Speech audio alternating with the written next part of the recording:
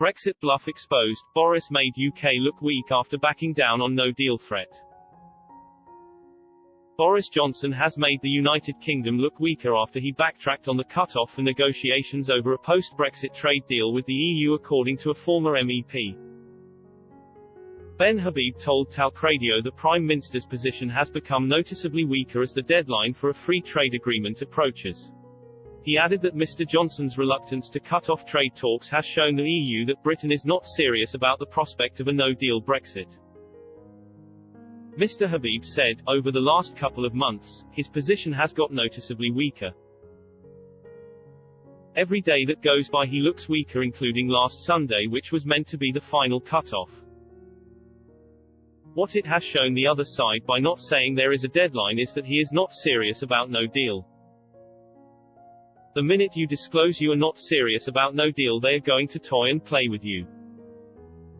The former MEP continued, this is a Prime Minister who was elected in order to get Brexit done. He has gone to Brussels twice to meet von der Leyen, who isn't even a head of state, she is just the head of the European Commission.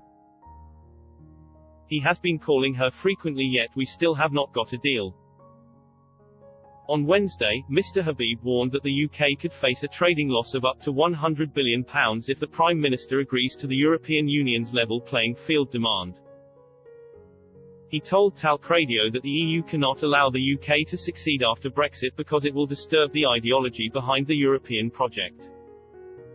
Mr. Habib said, the EU has a mercantilist approach to trade, so if it can keep us linked into its level playing field, if it can continue to control us from a legal and regulatory perspective, then it is more likely to be able to sell us £100 billion of goods each year than we sell them.